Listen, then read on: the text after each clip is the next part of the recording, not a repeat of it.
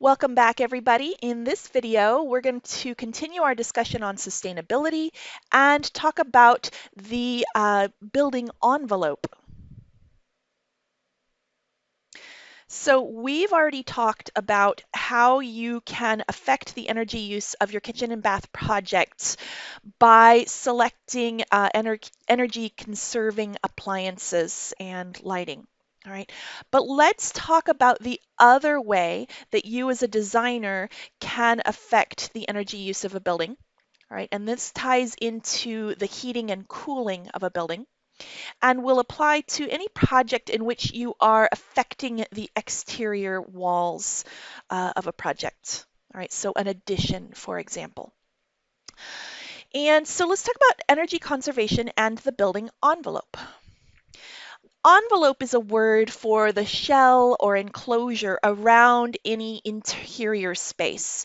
And we're specifically talking about interior conditioned space. So if you have an unconditioned or unheated attic or crawl space, all right, the envelope is going to include the barrier between your heated or conditioned space and your unheated space. In general, heat flows in and out through your building envelope. So our goal is to create an energy conserving envelope that will keep heat out in the summer, all right, and retain it in the winter. How does heat flow in and out of our envelope? Well, take it back to maybe the last physics course you had, okay? Maybe it was a while ago, but heat flows through convection, conduction, and radiation, and all of those can go through the building envelope. You can gain heat with solar radiation through your glazing, and that's shown right here, right, coming on in. Right? You can gain heat or lose heat through infiltration of air or some required air exchanges through ventilation.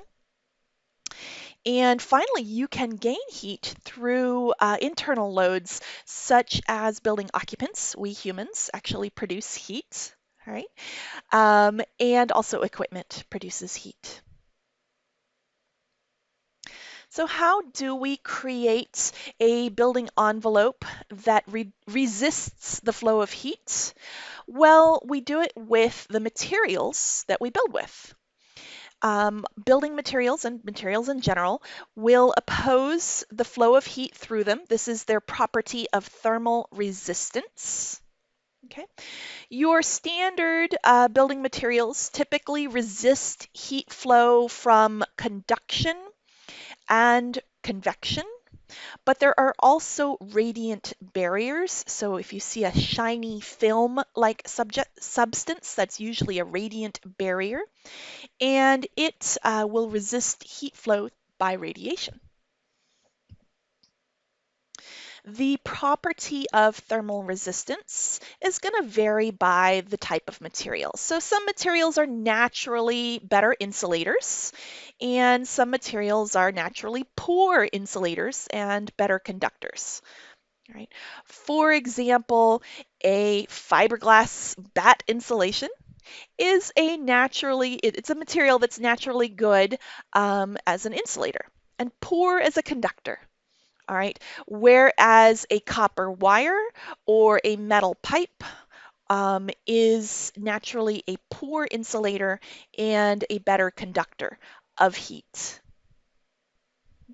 This property of materials to be a poor insulator or a poor conductor, etc., is typically measured, so we can put a number to it, by its R value.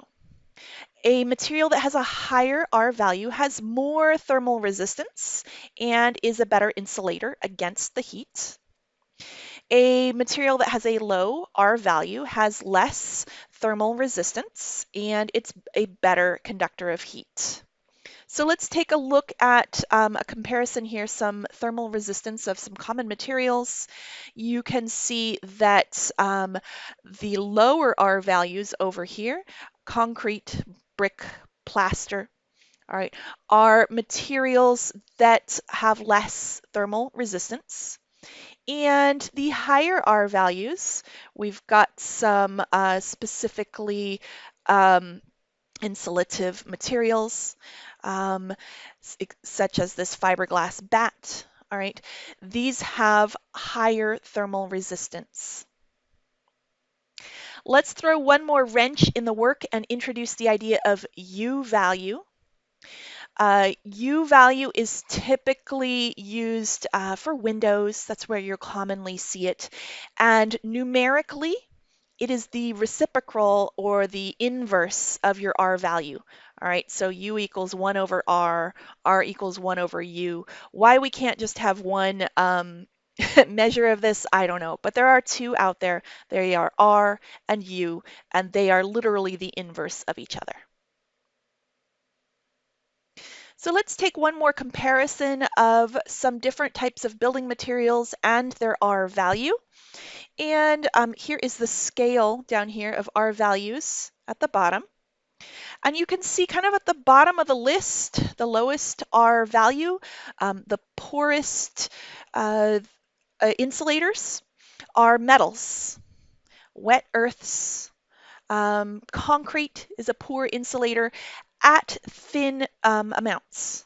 All right, take a look at the text here and realize that this graph is for a 1-inch thick sample. All right. What else do we have? Wood or lumber. Okay, and then we start getting into the better insulators. So we get fiberglass, rock wool, cellulose, polystyrene, and some significant R values such as aerogel. All right, so thermal insulation in general is used in building construction and design to control the flow of heat through the building envelope. Again, we're aiming for keeping the cool air in and the heat out in the summer. We're aiming to keep the warm air in and the cold air out in the winter. And so insulation is our tool to prevent heat loss and gain, and therefore tie it back to our ultimate goal, sustainable goal of reducing the energy requirements. Right. And in this week's module, I've asked you to do a little bit of research and teach your fellow students about all the different kinds of thermal insulation.